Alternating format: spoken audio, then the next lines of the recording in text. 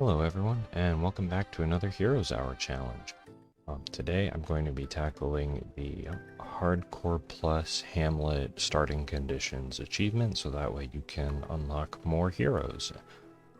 This is probably the hardest naturally occurring difficulty in the game, and I'm going to be tackling this again with the Decay faction. There might be a more optimal faction, but I'm just most comfortable with Necromancers. As you can see here in the starting town, what the Hamlet starting condition does is pretty much means you have literally nothing in your starting town. No other buildings, no income, or anything. And the hero I chose, I think I actually unlocked with the last challenge, Teddy. He has a... So instead of starting with a necromancy ability, he has 2 points in the Legion ability, which per rank gives...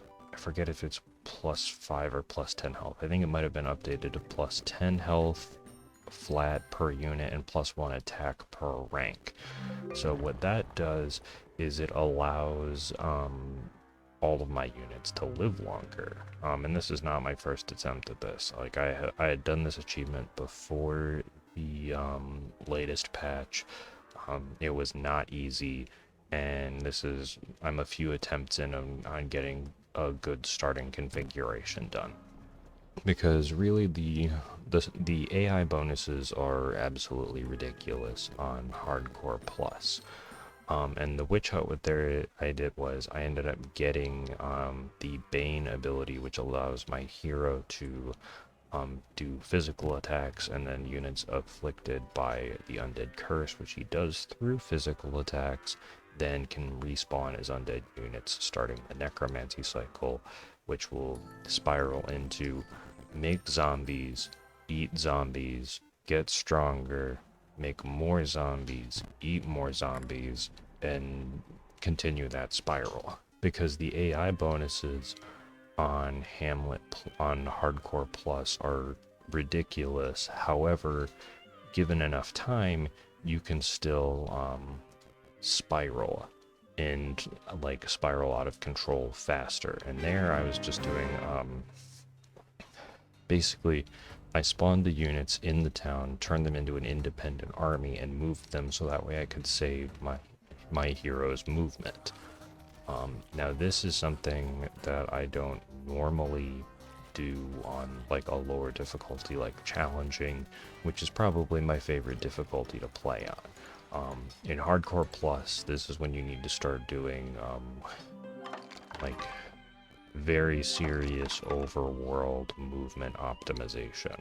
So it is not very forgiving, and the early game is always important, but it is vitally important because the enemy AI will be almost immediately knocking on your door, starting towards the end of week 2 or week 3, probably with top tier, like the equivalent of the Bone Dragon faction units. Um, so with that in mind, you need to spiral out of control as quickly as possible, and every square of movement counts in that case. So and another thing about Hardcore Plus is that the relative difficulty for armies is entirely gone. So you have to gauge entirely from seeing the units themselves whether or not you can take on that army. So there's no relative difficulty check scaling. This is both a good and a bad feature because it's cool in the sense of like learning and figuring things out. It is also a major pain because it kind of almost forces you to have most of the units memorized in terms of relative power levels and what their numbers mean. So this is for my personal recommendation, unless you really like the grind, do this achievement once and unlock the stuff, and then go back down to a lower difficulty and just have a nice chill time, because this is a high blood pressure playthrough. Now I'm doing post commentary, so right now I'm doing great. I'm having a wonderful time.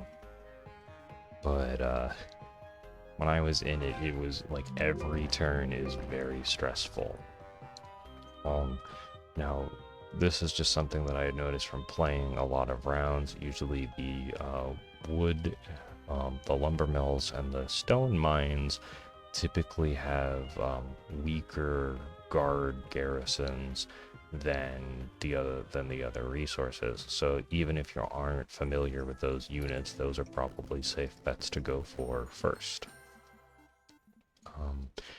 And I think like I did in the speed run, go for units first and then immediately start accumulating resources like money and whatever you can, so that way you don't break your economy. But getting those few extra units just to be able to like, see here, I'm checking very carefully on what is up at the north side of the map and where everything is, so that way I can conserve as much movement as possible to keep exploring. Now, there's probably a better way to do this with 2 heroes. However, not wanting to divvy up any potential experience between 2 heroes so I can have one superhero to steamroll the AI, I am holding off as long as possible before getting a second hero, just because I don't have the experience point resources to allocate between the 2. I need to get the necromancy zombie devour chain up as quickly as possible. So yeah, so that is the goal. That's the basic idea of hardcore plus with Hamlet. So now we are just kind of relaxing through the turns, and with them.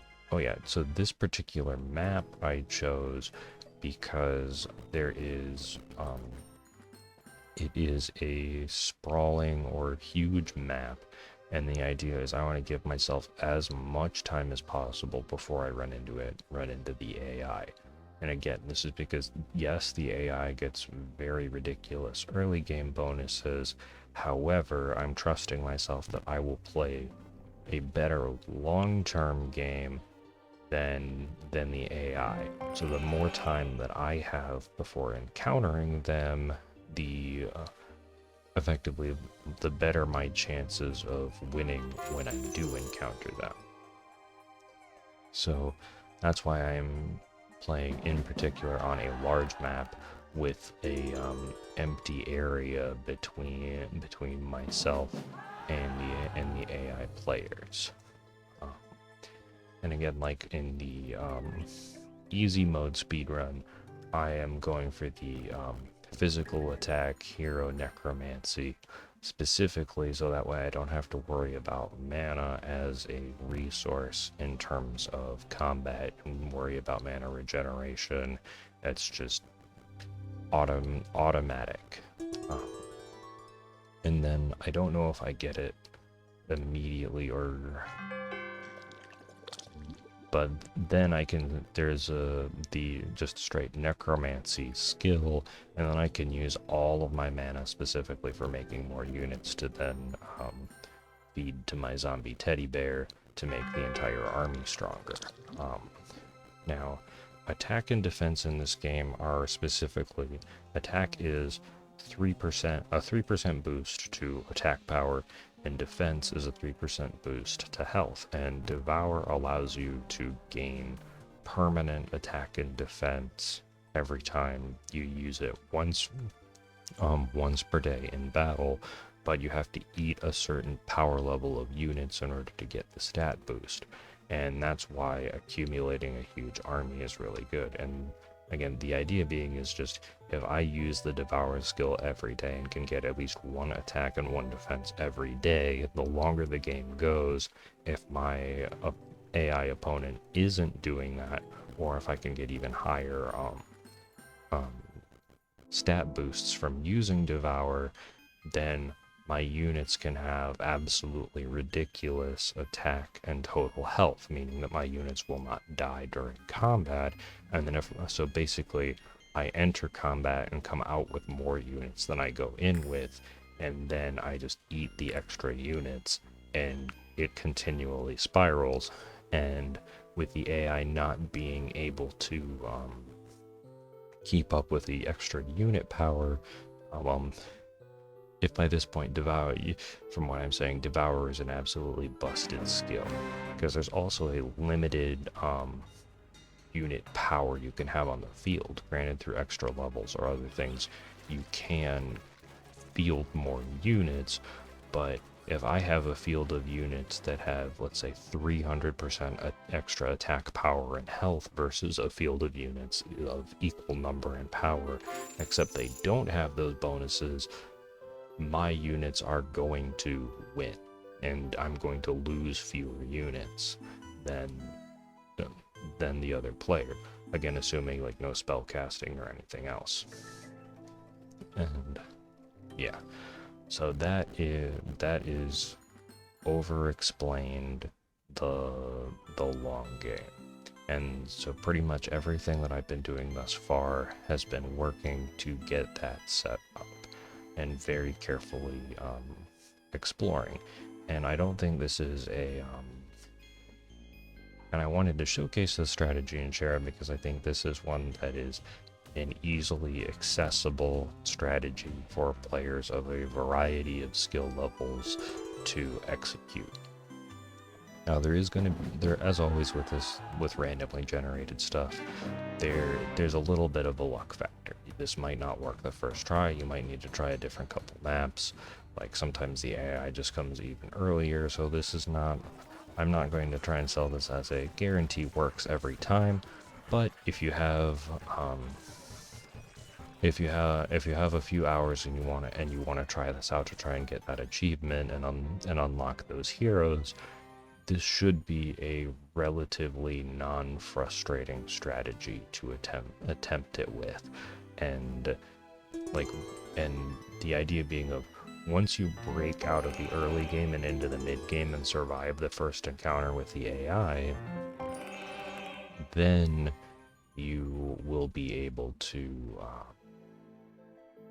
fight what I would say is a more normal game, and I will explain that as things go along.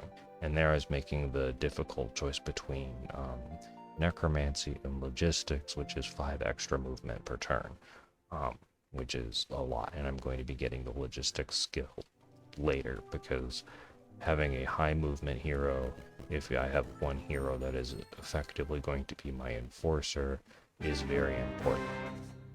And here I am manually fighting the battle, and by manually I mean just like actually fighting it because it is an auto battler. So I can use the Devour skill to get the skill bonuses, and also turn the enemy units into undead, because that particular combat skill, Bane, doesn't trigger if I auto-resolve the battle. However, Necromancy and other post-battle skills still trigger. So I'm not thinking that I can, like, if it was like a Hero's Might and Magic 3 auto-resolve, I'm not thinking that I would do better in terms of unit losses with the auto-resolve. What I'm doing better is that I know that I can gain units for my army by not auto-resolving. And here I'm making sure that I am crafting the blood pool because I'm assuming I'm going to lose some units, and what that does is it accounts for overall power of units lost to boost the power of my skeletons. So like losing units is not amazing, but if I can at least gain something from it, it is better than not. And now here I'm going to gain a lieutenant hero, which is unique to my cat screaming into the microphone, but that's okay. He's a good boy who just wants some attention. So this is a lieutenant hero. Lieutenant heroes are unique in that you can't add to their armies. You can determine their skill level ups, and I don't even think he can get a spell book, which stinks because then he could learn Homeward, which is just warp to whatever town of your choosing that is one of your hometowns that you've had for like at least a week. So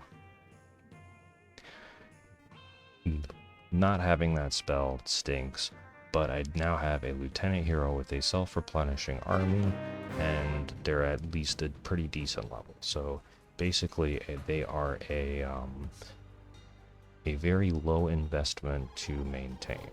And however, I know, spoiler for later on how this goes, I don't maintain them too well, and I eventually lose them. Because normal heroes, they will go back, if you have a town for them to retreat to, they will retreat to a town when they lose a battle, and you get to keep them and their artifacts, and can give them, and basically can use an infirmary or your town garrison to replenish their army and then send them back off. With lieutenant heroes, if they lose a battle, they're done. And sadly, that is what is going to happen to our fellow ant hero. Now, noticing the scarlet artifact stuff, I am actually just going to pick up the resources and send the artifacts to my necromancer hero. And that is because the set bonus is leech life, meaning that the damage I do all of my units do to enemy units, they will recover a portion of that HP. And if that, since I'm going for a effectively physical attack and defense boosts, giving those units leech life is going to be incredibly powerful. And in doing so, my units are going to be less likely to die, which is good, because I have more units to devour and boost the stats of the surviving units. But again, having the lieutenant hero with the self-replenishing army, it is not like instantaneously self-replenishing, but at least I don't have to spend any of my own resources on it, which is good. It's just a little bit of time, and from whatever the natural rate is, and also whatever their skills are. Yeah, because I had given them the mastery skill for them to summon more ants, because a bigger army is generally better. A bigger army is better than a small army. I know I was just going on and on about all of the different stats and ways to boost your stats, and also I had not even talked about abusing spell power stuff, but we're just going, we want big armies, because having a big army is better than having an equivalent power, an equivalently stat boosted small army. Alright, and now is also about the time of the game where you do start need to be worrying about the enemy AI busting in through the main gate. And I also haven't even fully explored my own area yet, so it is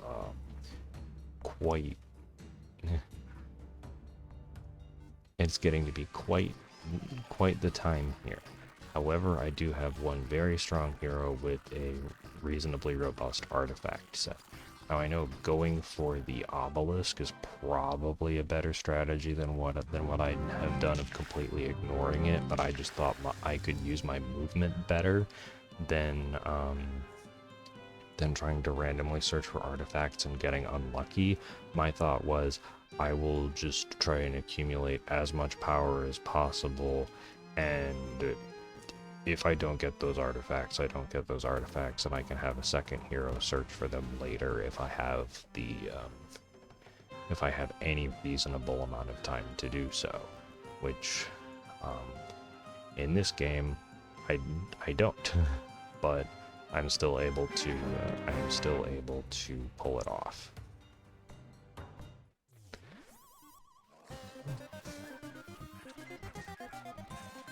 Yeah, and and then if you're able to defeat enemy heroes, in addition to resources, they generally drop artifacts, which is incredibly useful. And here I'm holding off on using Devour until very close to the end of the battle. And you can also use, like, if let's say you have a red dragon, if your red dragon is about to die, you can use Devour on the almost dead unit and gain the stats and lose the unit, but not at any diminished returns, the same as if it were a full health unit.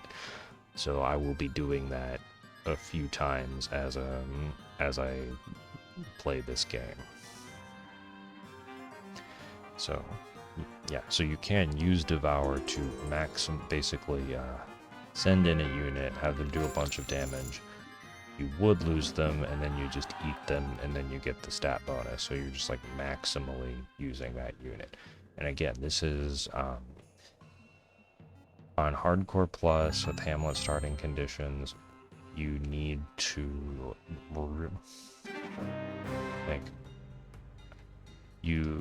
I found that for my playstyle, I had to add a lot of micro optimizations, again, for movement, using skills, just to get every little advantage I can until the big picture strategies are able to take over and overwhelm the AI players.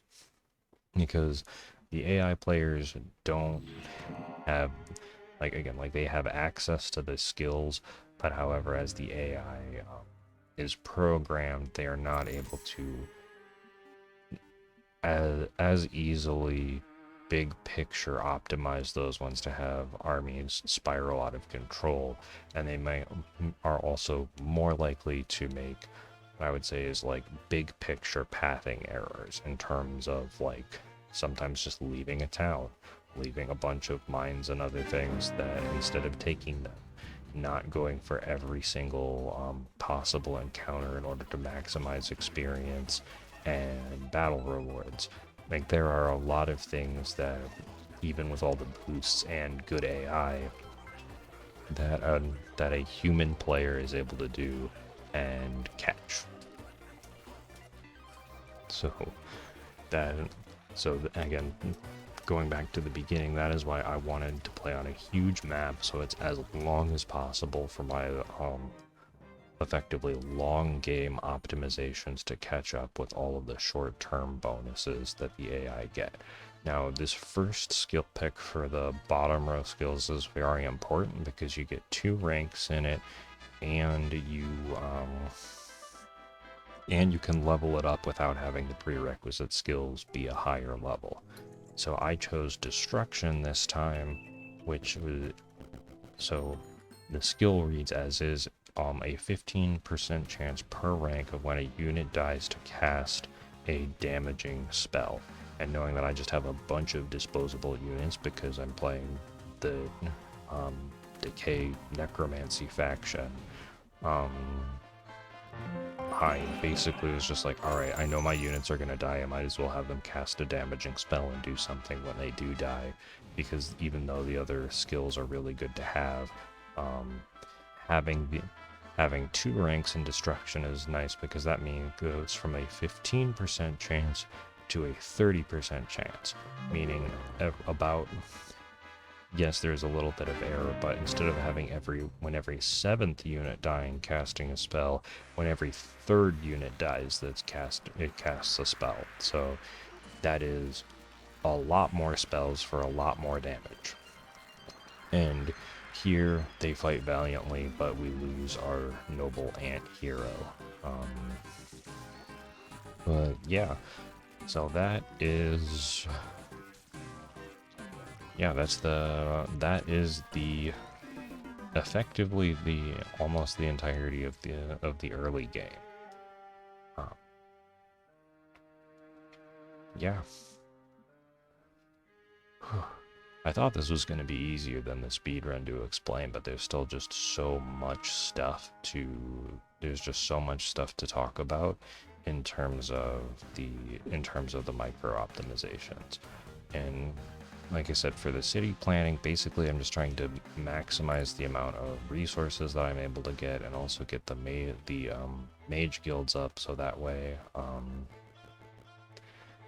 I have access to the field spells like Homeward, so that way I can warp around the map, and also get any relevant stat bonuses gained from visiting the Archmage Tribunal and the Archives of Magic for the first time to my hero, because every bonus is great. It's like creativity, although it's not on this character, I think, like, between creativity and devour, they're the two most broken skills of the entire game, because creativity, basically at base level, every 5th battle you can get for 10% of a level's worth of experience.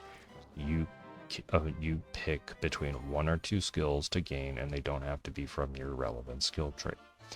Now, and here, just because of doing a little bit of IRL stuff, we have some very small pause cuts, but these are long games, so sometimes you just have to get up, stretch, and do something in between. And although this is a really short cut, and I'm mostly debating on what I am choosing here, I did want to show in its entirety the apparent difficulty in choosing skills, so that way you guys can see the really just the entire game and follow the strategy for your own success on Hardcore Plus. Dang it, I lost my train, what I was saying before that, but that's okay. There's still absolutely plenty to say, and I'm sure I'll come back to it. But yeah, again, oh yeah, creativity being absolutely busted. So, will creativity give you the best skills available? No. But what creativity does is if every 5 battles, regardless of how much experience is in those battles, is if you have enough to pay the cost, you get a skill. And now it doesn't matter if the skill is super relevant or not, because if you have enough bad skills add up, they can be worth a rank in a good or relevant skill. So if you just infinitely and you can also just luck into a good skill as well. So creativity allows you effectively infinite level ups. Like, I don't think I've ever hit a capped level in this game, but like as you go up in levels, just like in Heroes of Might and Magic, it takes a lot longer to level up.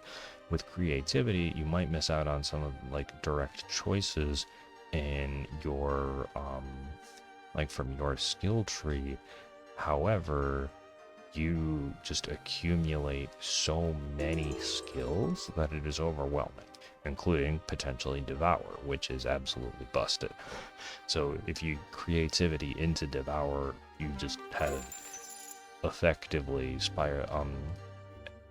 linearly increasing numbers of skills and stats.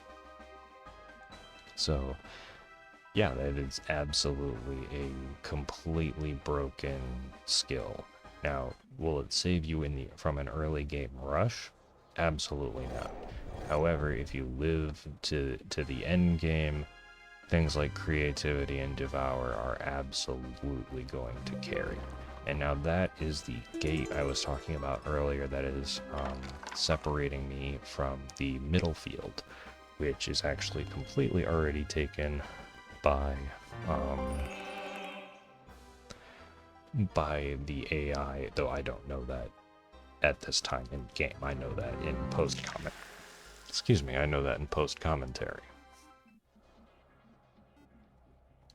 And now that I've lost my lieutenant, this is about the time where I'm starting to think of getting a second hero, especially as on cue, almost as if I knew it was going to happen, because I'm in post, the AI comes in and comes into my territory. And I have no idea my relative army strength versus theirs. All I know is they have an absolutely ridiculous sized army, and no one's at my main base. And so pretty much all of the prep work that I have done is leading literally up to this moment where I have to have the decision of, do I sit in my base and defend and hope that they charge in, and so I have like tower defense stuff as an additive? Do I try and get any bonuses from fighting any of the weaker enemies around to see if I can increase the size of my army? Do I spend my money on units? Like, all of these are decisions. But so what I end up doing is I grab the campfire so I get extra movement. I warp back to town, buy as many units as possible, and here I'm turning the soul energy I have into money instead of slowly made over time units, grabbing every single unit I can muster, and then I'm going to charge the enemy. And this is really stressful because we are 30 minutes into the game, and this is the test to see whether or not all of the early game work has paid off. Now, granted, it's not like that long, like I was having a good time playing. I know I was saying like it's a high blood pressure run, but like I wouldn't be doing this challenge if it also wasn't a little bit fun for me. But yeah, so here is honestly what I say here. This is literally the decisive battle of the entire of the entire game. Because like if they win, obviously that just means they keep steamrolling. If I win, this means I have made it out of the early game and into the mid game, and because I'm playing the Decay faction and I can keep raising zombies and more units, that my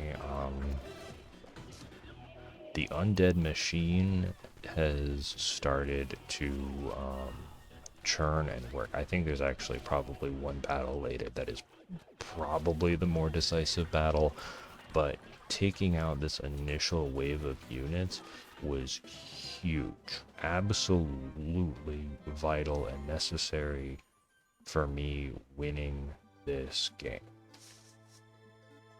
And now I have to really and truly keep making smart decisions about how to play. Yes, I overcame the first big hurdle, but it's not the end of the road. And yeah, and like I said, like 30 minutes in to then like have like effectively the turning point is not like, it's not horrible. Like when I was playing Hollow Knight to get to the secret final boss, it took like 40-45 minutes and going through the Pantheon of Hollow Nest. So if all of you know that, you know exactly what I'm talking about, having 45 minutes of like having to be on point of bosses to then fight the most difficult boss in the entire game.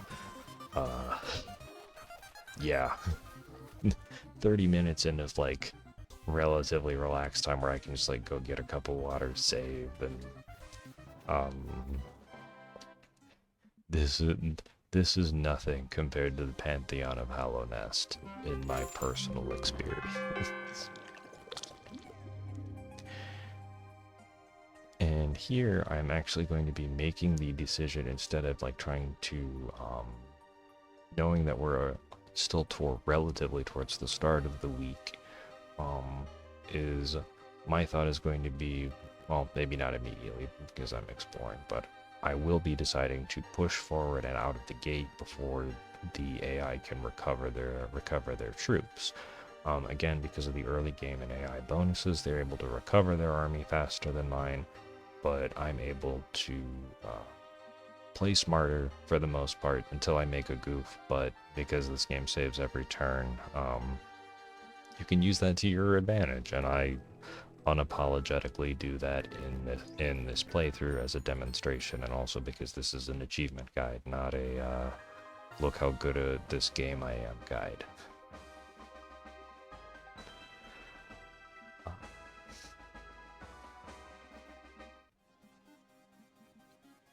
Yeah, and I think this is about where I think this is where I grab my second hero, and if I don't, it'll be within the next couple of turns, because since I'm now going to be out exploring, it's going to be I can effectively, so my 2-hero strategy is get the first hero self-sufficient with all the experience that they need, and effectively have a self-regenerating army, like with all of the necromancy stuff.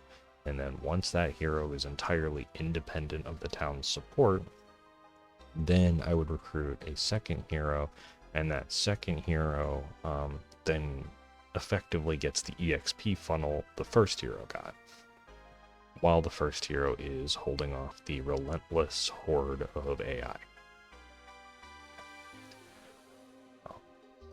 Yeah, so here we are busting through the gate. Now, gates can be fortified with resources. However, the neutral AI defenses are either, because those still like grow each week, are generally always more powerful than what you are able to put there, or what an AI is able to put there, with the exception of Pyre. But that the demon gate is busted, but that is a topic for a different day. The TLDR is that it summons demons in every encounter, and the quality of demons summoned is based off of resources spent at effectively the capital. So you can have like a squad of 7 skeletons being guarded by archdevils. Not really really powerful. But here I have just walked out into the world and have taken over the enemy town. By enemy town, I mean the center of the map. So the enemy still has their capital, a bunch of heroes, and a whole lot of stuff for me to worry about. And now knowing that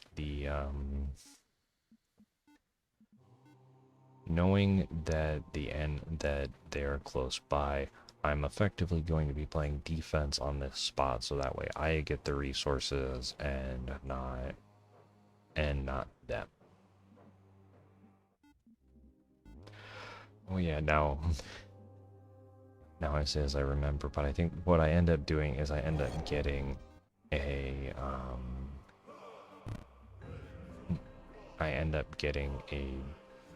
Dwarven faction hero, and that's because that way I can use the faction specific stuff in this town. I apologize if I'm for remembering stuff as I'm going along. It's been a little bit since I played this particular game. Like it's been like a week or so since I recorded it. But I still wanted to share it because it's a really useful guide, and I don't think there are a lot of just general like achievement hunting guides for Heroes Hour. And it's really cool that you unlock more here. Like you get all the factions and stuff with a release, but since they have the extra heroes unlocked through the achievements, I thought, hey, it'd be cool to have some of these videos going through. And yeah, so here we are. And again, for the base build up, basically I'm just looking for oh yeah, so the souls that I'm spending, they're just I get those by defeating enemies. So basically the more enemies I defeat, the more souls that I accumulate for the decay faction, and the more I can either turn those into resources or units, which is good because it's just another like free currency that I can just dump into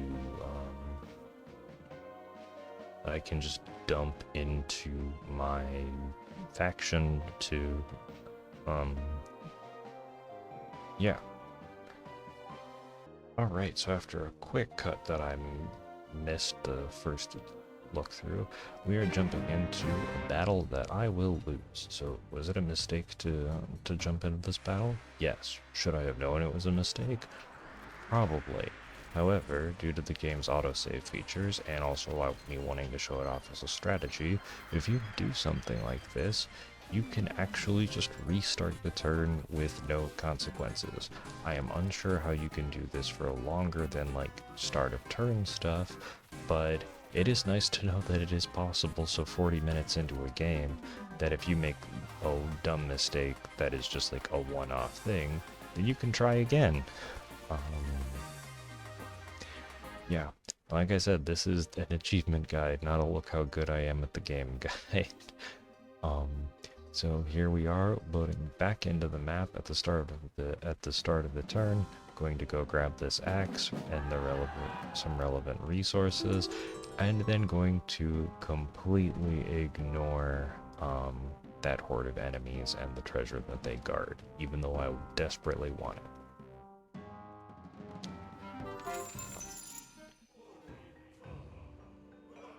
Yeah, I know.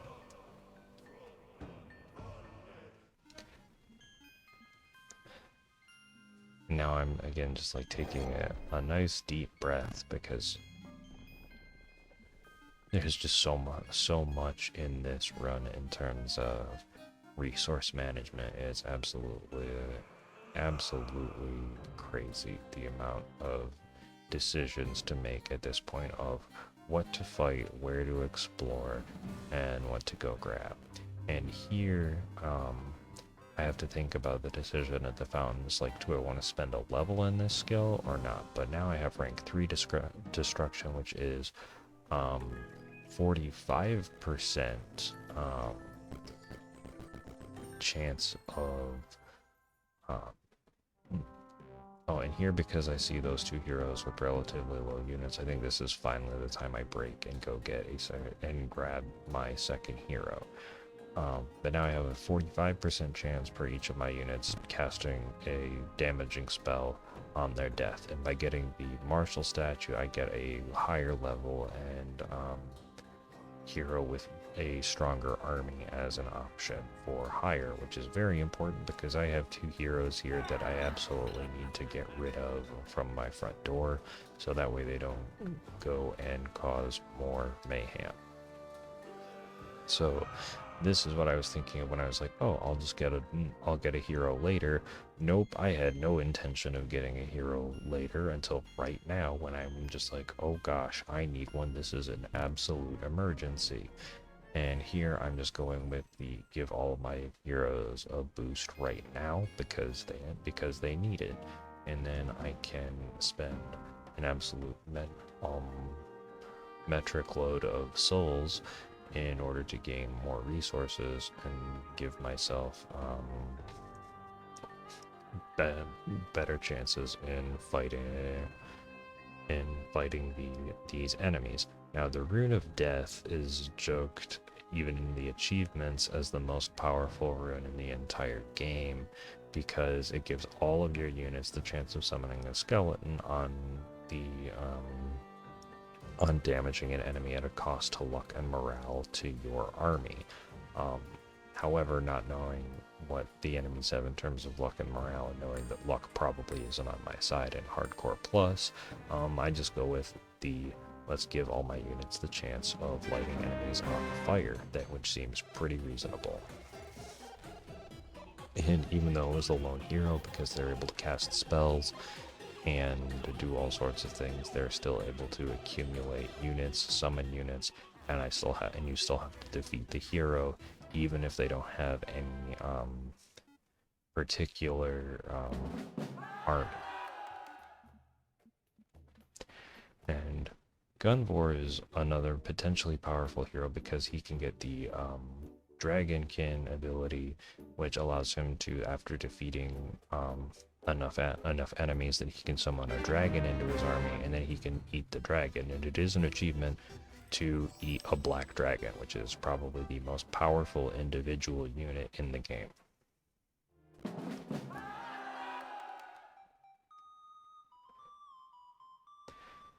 Yeah, and now because I'm in an unexplored area, yeah.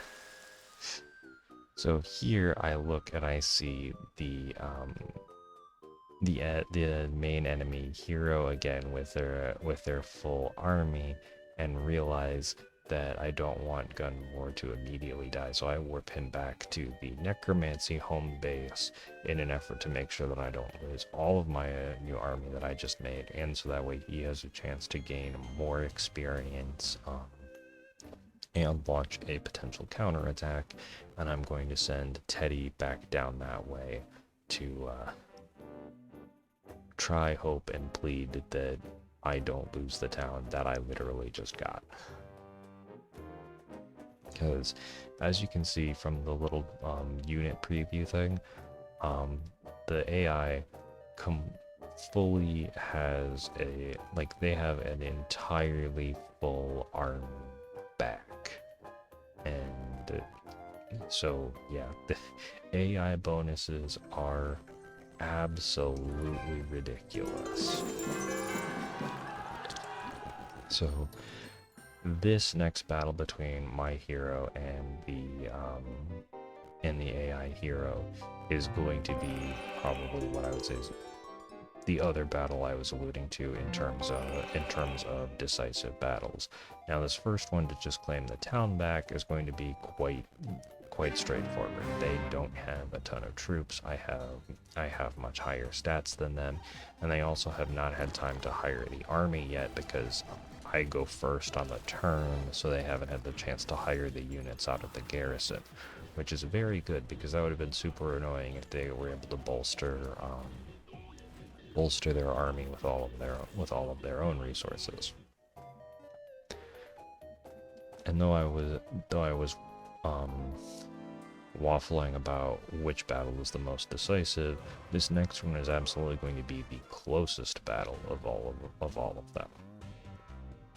And for a good chunk of it, I thought I was going to lose. However, with the first aid tents, necromancy, and sheer willpower, I guess, I end up persevering because there are a couple things that I think I do. Well, I'm just gonna see what happens before saying what I think happens in terms of how this fight is going to progress.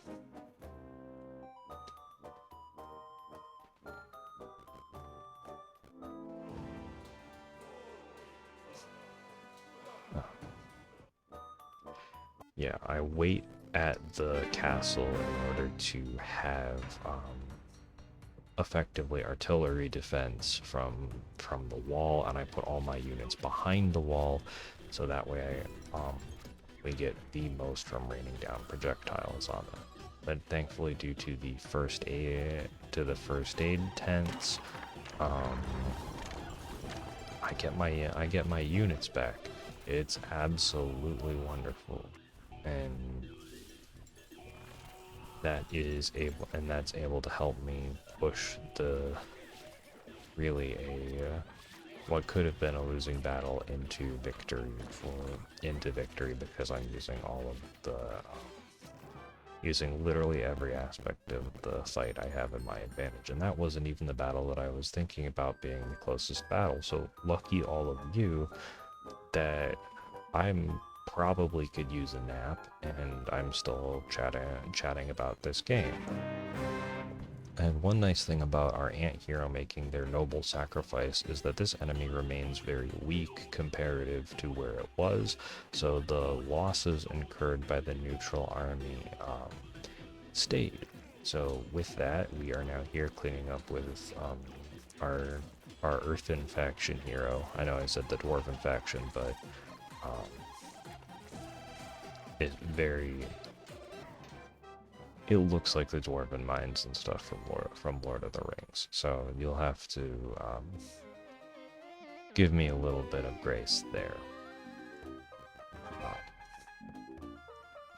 But yeah, so we're able to clean up with our earthen faction hero around our home base, and the idea again is going to be power them up as much as possible because now we have all of our available resources to focus on them, since Teddy is largely independent at this point, being able to generate his own army. And again, I am picking the stat boosts just because giving my heroes more stats is, although it is technically a short-term thing, um, focusing on hero development is a very good long-term thing rather than necessarily town unit production. And here I am going to go grab the learning stone to get experience, and let's see what I grab.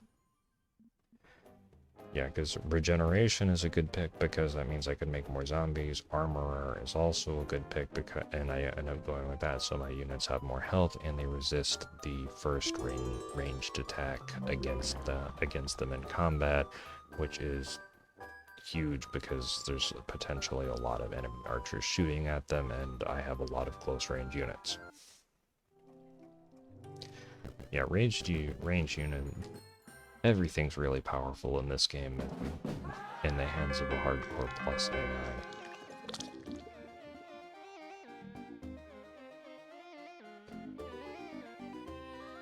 So yeah, and now here's mostly just back end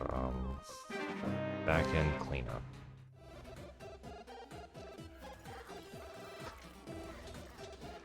Yeah, because like the stuff on the front with this is like, it's not that the stuff in the back isn't important in case the hero on the front fails, but unlike a speed run, like the stuff in the back is much less pressure than everything that is going on the front lines, where you can have enemy heroes pop out of the fog of war and attack you almost immediately, because the enemy AI has assuming that they've explored the area, does have visibility on my hero as I am wandering around here. So theoretically they can see how far I am away from the town, which is allows them to just run in and try and snipe it should they feel like it. Here, seeing their garrison and knowing that I just beat their strongest army, I am making a very bold decision to push forward. Is it a bold decision? Absolutely. Does it turn out to be the right decision? Also yes, because sometimes you just need to do the aggressive play, because kicking the AI while it's down will prevent it from spiraling back up. Because if you just because I feel like I have the better long-term strategy in motion does not mean that the RNG can align to give you an absolute hell of a time.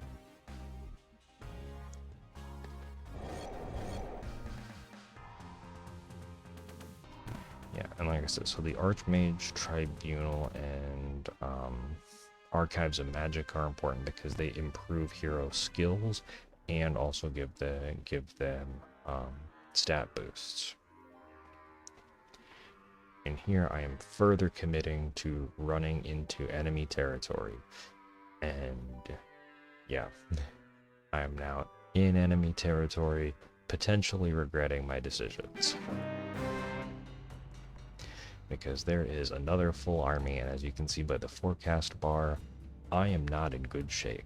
However, the forecast bar does not account for necromancy and unit generation, as well as overall unit stats as given by the hero.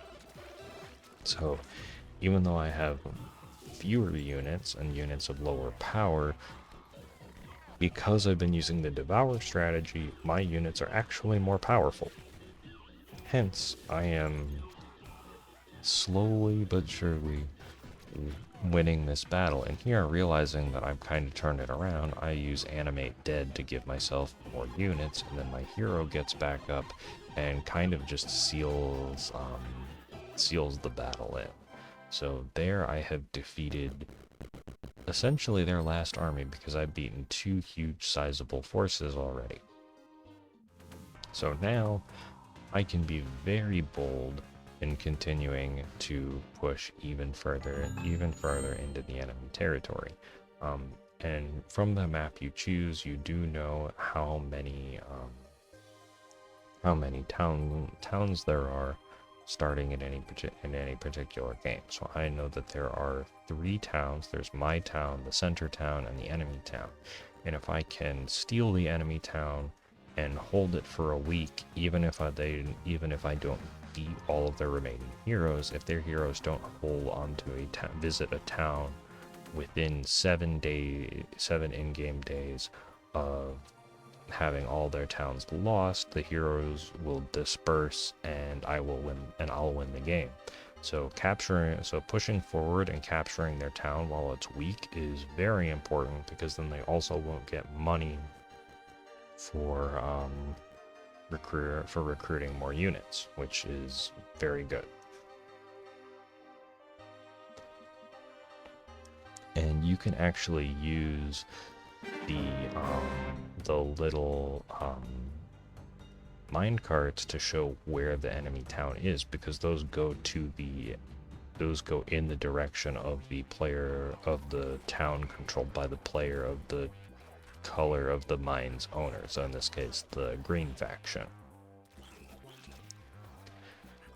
Again, here I just took the neutral battle, even though it was looked kind of dicey, so that way I could gain more units just from fighting and get experience. And I think, yeah, there I just take more heroes. Actually, yeah, here I take regeneration so I can get more zombies from the necromancy skill.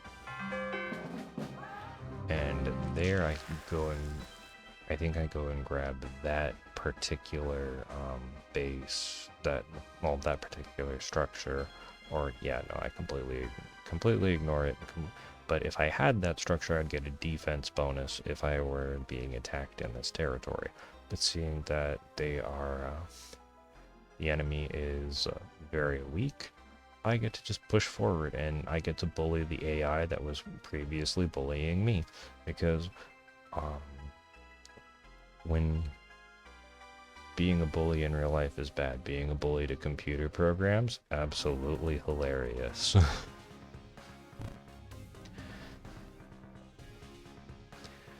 So, and yeah, here I'm selling off my extra artifacts for cash, which you can do non-locally, and then I can keep developing the bases in the back. And this is again because I don't know where all their heroes are. They could have a hero with a very large army, and I need everything on the back end in the territories to be either secure or ready for one of those heroes to potentially pop up. And because I had defeated the other hero, when I defeat this one, I think they actually disappear. Granted, I don't know that from this fight, because I almost feel like at this point in the game, I feel like there might have been a secondary town within their territory. There's not, but I was concerned because their hero disappeared, because there were already heroes in the garrison, and then after fighting 2 town fights, I successfully well, I think this would probably be considered endgame, but things start entering the cleanup stage of so long as I don't screw up, I win. And again, this is because I'm in control of all of the towns. All of their heroes will automatically disperse if they do not go back to a town within 7 days. So as long as I hold all the towns and prevent them from getting back to an undefended town, I will win if I hit the end turn button 7 times in a row. Again, however, I don't know if I have an army hiding in the darkness, so I am playing very, very safe.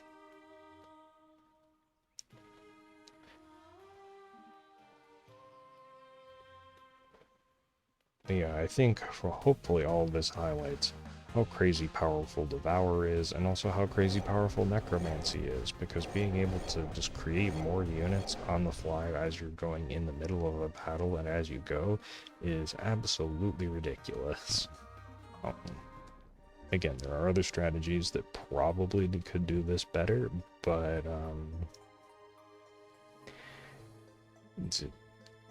it's not as simple of a process of make zombies, fight, eat the zombies while you're fighting, and then become stronger, and then make more zombies to then have another snack. And I never thought I would be talking about eating zombies this much in a single game, but here we are. And yeah, so this is the point I think where I was referencing earlier, where I'm going to be keeping my hero very close back to the Tide, Tide town, and Tide being the faction of the town. That way, they can't just run into an unoccupied town and get 7 more days.